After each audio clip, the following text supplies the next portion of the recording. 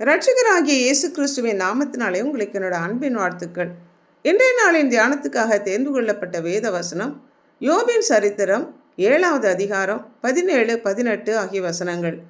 மனுஷனை நீர் ஒரு பொருட்டாக எண்ணுகிறதற்கும் அவன் மேல் சிந்தை வைக்கிறதற்கும் காலை தோறும் அவனை விசாரிக்கிறதற்கும் நிமிஷந்தோறும் அவனை சோதிக்கிறதற்கும் அவன் எம்மாத்திரம்.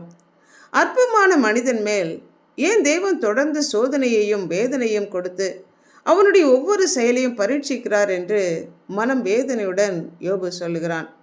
தொடர்ந்து யோபுக்கு வந்த பல பிரச்சனைகளினாலும் இழப்புகளினாலும் தன் பிள்ளைகளை பறிகொடுத்த துக்கத்திலும் சரீர வியாதியினாலே பாதிக்கப்பட்டு மனம் நொந்து போன நிலையில் இருந்த யோபுவை பார்க்க வந்த அவனுடைய நண்பர்களும் அவன் பாதிக்கப்பட்டதன் உண்மையான நிலையை அவர்கள் உணர்ந்து கொள்ளாமல் அவன் தேவனுக்கு விரோதமாக பாவம் செய்ததினாலேயே தண்டிக்கப்படுகிறான் என்று சொல்லும்போது யோபு அவர்களுக்கு மறுமொழியாக அநேக வார்த்தைகளை சொல்லி தன்னுடைய பிறந்த நாளை சபித்து தான் உண்டாக்கப்பட்டதை நினைத்து துக்கப்பட்டு தேவன் தன்னை காரணமில்லாமல் தண்டிக்கிறார் என்று அவன் புலம்பும்போது மனுஷனை ஒரு பொருட்டாக எண்ணி அவன் மேல் சிந்தை வைத்து காலை தோறும் அவனை விசாரித்து அவன் மேல் நோக்கமாயிருந்து ஒவ்வொரு நிமிஷமும் அவனை சோதித்து குற்றம் கண்டுபிடிக்க அவன் எம்மாத்திரம் என்று யோபு சொல்லுகிறான்.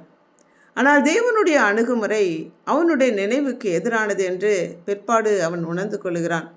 என் தாசனாகிய யோபின் மேல் கவனம் வைத்தாயோ என்று சாத்தானிடம் கர்த்தர் சொல்லும்போது யோபுவை குறித்து தேவனுடைய நம்பிக்கையை வெளிப்படுத்துகிறது. அவனுக்குள் இருக்கிற பக்தி வைராக்கியத்தை கர்த்தர் கண்டு யோபுவை குறித்து கர்த்தர் சாத்தானிடம் சவால் விட்டு சொல்லுகிறார்.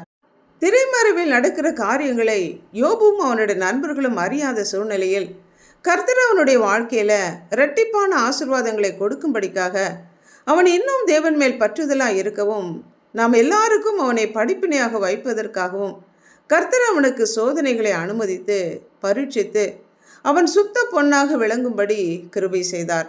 அவனுடைய நம்பிக்கையை கர்த்தர் மேலே வைக்கும்படி அவர் என்னை கொன்று போட்டாலும் அவர் மேல் நம்பிக்கையாக இருப்பேன் என்று அவன் சொல்லத்தக்கதாக என் தாசனாகிய யோபு பேசினது போல நீங்கள் பேசவில்லை என்று யோபுவின் நண்பர்களை கர்த்தர் கடிந்து கொண்டார்.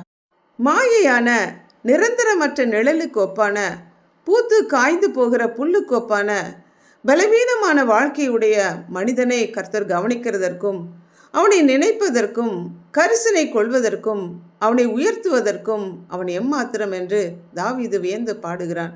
அனுதினமும் நமக்கு வேண்டிய சகலவற்றையும் கொடுத்து ஆசிர்வதித்து பாதுகாத்து தன் பிள்ளையை நேசித்து விசாரிக்கிற தகப்பனை போல நம்மிடத்தில் அன்பு கூர்ந்து நம்முடைய அன்பை எதிர்நோக்கி காத்திருக்கும் தகப்பனுடைய அன்பை நாம் புரிந்து கொண்டிருக்கிறோமா, விளங்கி கொண்டிருக்கிறோமா என்று நம்மை நாமே ஆராய்ந்து பார்ப்போம், ஜெபிப்போம்.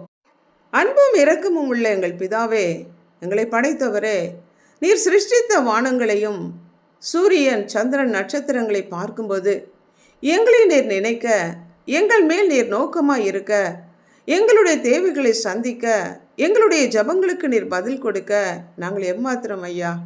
காலைதோறும் எங்களை விசாரித்து நிமிஷந்தோறும் எங்கள் மேல் நோக்கமாக இருக்க நாங்கள் எம்மாத்திரம்.